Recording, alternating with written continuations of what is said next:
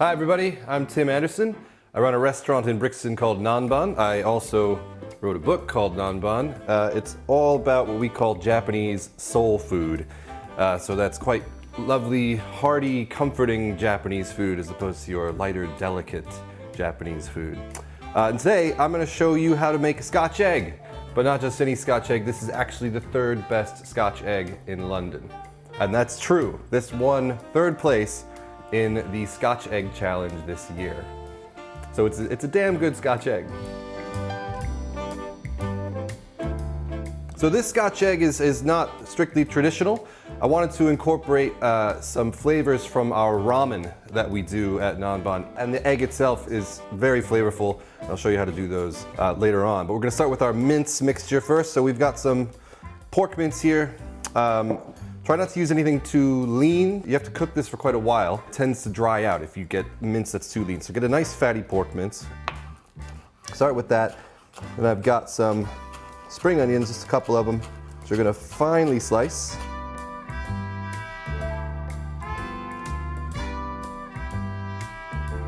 Then we've got some garlic. Lots of it, about 9 cloves. Because that garlicky pork flavor is what makes ramen so delicious.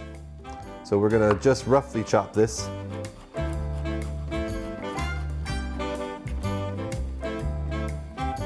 All right, that'll do. So that all goes in to the pork mince as well. Then we've got some bamboo shoots. So bamboo shoots, really interesting flavor, I think. Really essential in ramen. Very, very savory. Hard to describe really, but really nice. Works beautifully with pork again. So we're gonna roughly chop these as well. This will help keep the mince nice and juicy as well. There's a lot of water in the bamboo shoots. All right, so then we're gonna season this as well. Salt, plenty of salt, and white pepper. I always use white pepper. I don't really know why. If you like black pepper better, that's fine. I just think the flavor works really well with pork. And then we've got one very special ingredient, not very Japanese at all. Not very Japanese, but being in Brixton, we use a lot of these. This is a Scotch Bonnet chili. Find them all over Brixton Market. They're very hot, so be careful. But they're really, really delicious. They have a fantastic sort of full-on fruity flavor. We're gonna use just half deseeded because they are very, very punchy. A little bit goes a long way. And remember, after you handle Scotch bonnets or any spicy chili, to wash your hands, especially before touching your eyes. So this gets very finely sliced and then chopped up, because what you don't want is getting a big mouthful of this in the pork mince. You wanna have it nice and evenly distributed throughout. So that goes in, and oh my God, even the smell of that is spicy. I don't know how, but it is. It's just fantastic. I love Scotch bonnets. So that's our pork mince. We're gonna mash up, work everything through. We've got lots of spring onions, lots of bamboo shoots, lots of garlic, salt, white pepper, and that fierce little Scotch bonnet chili. This is going to be really good. So that is nice and mixed well. Next we have to wrap it around our eggs. So almost every ramen dish we do at Nanban is a soy marinated egg, an ajitama. They're very easy to make. We've made ours ahead of time, but basically they're boiled eggs, and we always boil them for 6 minutes and 20 seconds. That's from a fridge cold temperature. And they're small eggs. So if you're using large eggs or eggs that are at room temperature, you have to adjust the boiling time accordingly. So just bear that in mind when you boil eggs. And also you can make it runnier, you can make it less runny, however you like it, just by playing with those timings. I like it this consistency for a Scotch egg so that it's not too runny, but you get a nice gooey center in that yolk. These get marinated in soy sauce, rice vinegar, and mirin, which is a sweet cooking sake, for a day. And they become this lovely brown color. They have so much flavor, it's amazing. So the way you make these into Scotch eggs is you grab some of your mince, and you sort of first shape it into a kind of meatball, flatten it out into a nice big patty, like that. Take an egg, sort of wrap the mince around it, make sure it's really well covered, and there aren't any gaps in the mince. Because then when you fry, that gap will widen, you'll end up frying that egg directly, it'll be exposed. All right, so that's how you start with a Scotch egg. And you just repeat for the rest of the eggs.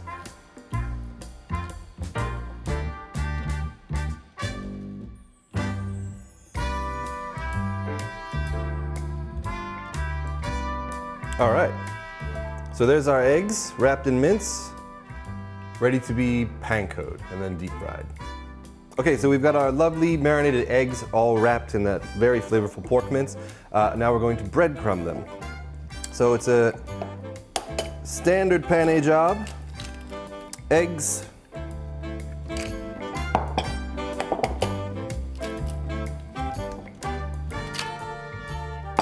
beat these up.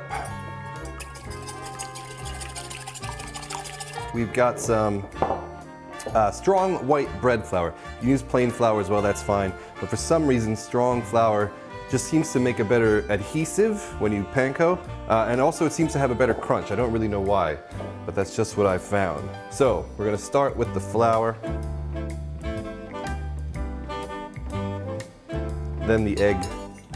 Let the egg sort of sit in that egg for a little while, so that the egg really soaks into the flour and forms a kind of glue. All right.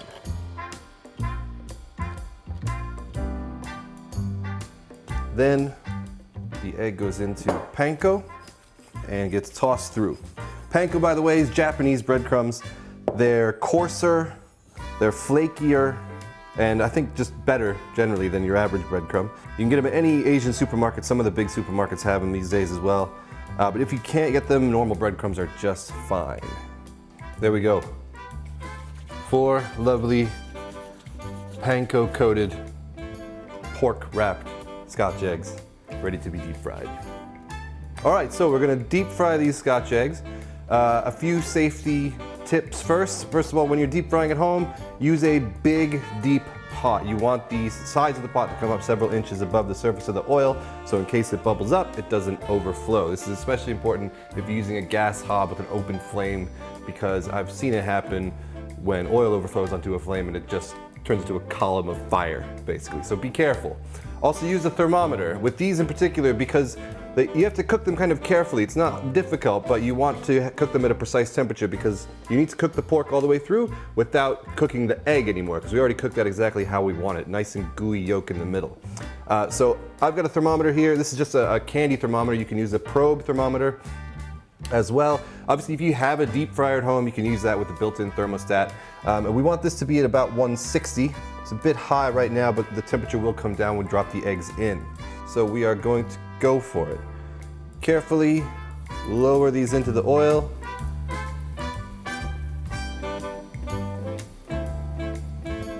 And they're gonna cook for about 8 minutes. So these eggs have been cooking for about 8 minutes, and they're looking amazing. They're looking like that. Nice, rich, deep golden brown. If you have a probe thermometer, a meat thermometer, now is the time to use it. You just want to stick it into the mince itself, not into the egg, and it should read about 60 degrees at least. 65 if you're being safe.